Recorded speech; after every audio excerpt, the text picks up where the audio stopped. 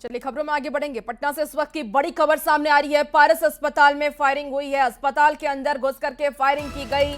गोली लगने से एक युवक की हत्या हो गई है। अस्पताल के अंदर 4 अपराधी दाखिल हुए थे। घटना के बाद मौके पर अफरा तफरी मच गई। घटना के बाद पुलिस महकमे में भी अब खलबली मची है। परिवार के साथ इलाज कराने आया था पीड़ित। पटना पुलिस के अनुसार जिस शख्स को गोली मारी गई है उसका आपराधिक इतिहास रहा है। जिस शख्स को गोली मारी गई उसका नाम चंदन मिश्रा है। बताया जा रहा है कि बक्सर जिला का रहने वाला है चंदन। फिलहाल हत्या के एक मामले में बेऊर जेल में वो बंद था। तबीयत खराब होने के कारण इलाज करवाने के लिए वो अस्पताल आया था। कमरा नंबर 209 में उसका इलाज चल रहा था। पूर्व में आपराधिक, वर्तमान में बिल्डर बन के कर रहा था काम। तो बड़ी खबर आपको इस वक्त पटना से बताएं, जहां पारस अस्पताल में फायरिंग की गई। बड़ी खबर आपको इस वक्त पटना से बता रहे हैं और अस्पताल के अंदर घुस करके फायरिंग की गई है। हालांकि जिस शख्स पर फायरिंग की गई है उसका भी आपराधिक इतिहास रहा है। बताया जा रहा है कि वो बक्सर का रहने वाला था और फिलहाल हत्या के एक मामले में बेऊर जेल में बंद था। तबीयत खराब होने की वजह से उसे अस्पताल में भर्ती कराया गया और कमरा नंबर 209 में उसका इलाज चल रहा था। पूर्व में आपराधिक, वर्तमान में बिल्डर बनकर के कर रहा था काम। तो बड़ी खबर आपको इस वक्त राजधानी पटना से बता रहे हैं। तो बड़ी खबर आपको राजधानी पटना से बताएं, जहां अब इस पूरी घटना को लेकर के पुलिस महकमे में भी हड़कंप मचा हुआ है। लॉ एंड ऑर्डर पर भी सवाल खड़े हो रहे हैं कि आखिर दिन दहाड़े इस तरीके से गोलीबारी कैसे की जाती है। हालांकि पुलिस हर एंगल से जांच कर रही है। 4 अपराधी अस्पताल में दाखिल हुए और घटना के बाद वहां पर अफरा तफरी का माहौल भी हो गया। घटना के बाद पुलिस महकमे में भी खलबली है। लॉ एंड ऑर्डर पर लगातार सवाल खड़े हो रहे हैं, क्योंकि देखिए इसी साल बिहार में चुनाव से पहले इस तरीके की घटना लगातार सामने आ रही है। ज्यादा जानकारी के साथ न्यूज़ 18 संवाददाता संजय इस वक्त हमारे साथ जुड़ गए हैं। संजय, क्या कुछ जानकारी मिल पा रही है? पुलिस को फिलहाल कोई जानकारी मिली है कि वो 4 अपराधी कौन थे?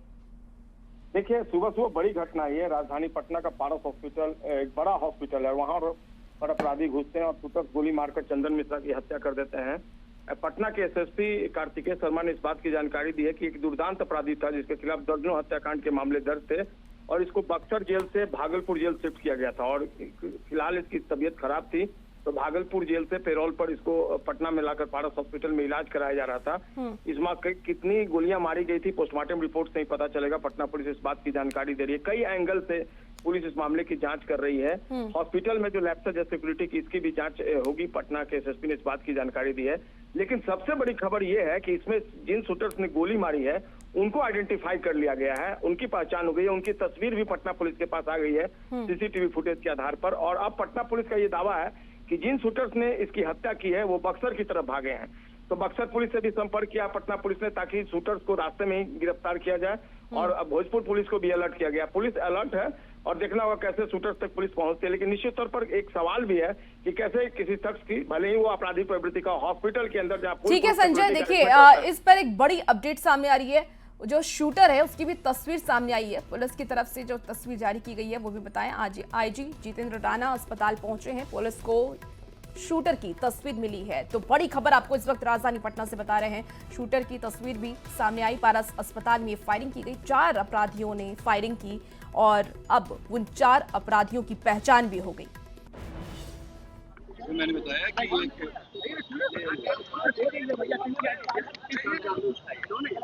सर कितनी गोलियां लगी और अभी चंदन मिश्रा की क्या हालत है? एक काम करते हैं, हम लोग 2 राउंड में कर लेंगे। इसको अभी कर लेंगे, दूसरे बात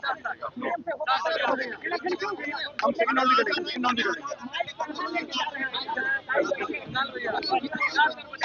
सर कितने राउंड गोलियां लगी हैं और क्या हालत है पेशेंट की? तो ये पोस्टमार्टम से क्लियर होगा कितने राउंड गोलियां लगी हैं, लेकिन कई राउंड गोलियां चली हैं। मौत हो गई, अभी तक ऑपरेटिव डिक्लेरेशन आएगा। अच्छा सर, ये कितने बजे की घटना है और कैसे अपराधी यहाँ तक आए? और हमारे साथ इस वक्त पटना से आईजी जितेंद्र राणा जुड़ गए हैं। जितेंद्र जी, लगातार आपराधिक घटनाएं हो रही हैं और अपराधी बेखौफ हो चुके हैं। हालांकि गिरफ्तारी हो गई है, क्या कुछ और इस पर जानकारी है? कौन ये अपराधी थे? क्या इनका पहले भी आपराधिक इतिहास रहा है? जो इंजर्ड व्यक्ति हैं, ये एक काफी दुर्दांत अपराधी रहे हैं। बड़े गैंग का संचालक थे और काफी समय से जेल में थे। वर्तमान में जेल से पैरोल पे इलाज कराने के लिए आए थे। जो घटना घटी है संभवतः इनके आपसी गैंग के अंदरूनी मामला या विरोधी गैंग के साथ में हुआ है। मूलतः ये बक्सर के ही रहने वाले हैं और बक्सर में ही उसी इलाके में इन लोग का जो गैंग चलता था चंदन शेरू के नाम से, तो चंदन मिश्रा इनका नाम है। काफी दर्जनों मामले इनके ऊपर में हत्या और जो अन्य प्रकार के आपराधिक मामले हैं पर। और ये जो जिन लोगों के द्वारा घटना कारित की गई है तो उनकी जो पहचान जो हम लोग के द्वारा कर ली गई है और बक्सर पुलिस की मदद से हम लोग उनकी गिरफ्तारी का लगातार प्रयास कर रहे हैं। जितेंद्र जी, क्योंकि जिसकी हत्या हुई है वो भी अपराधी था, जेल में बंद था, इलाज के लिए पारस अस्पताल में आया था इलाज करवाने के लिए, और उसकी हत्या की गई है, तो क्या इन दोनों का पहले से भी कोई विवाद चल रहा था जिन अपराधियों ने हत्या की है उनके साथ?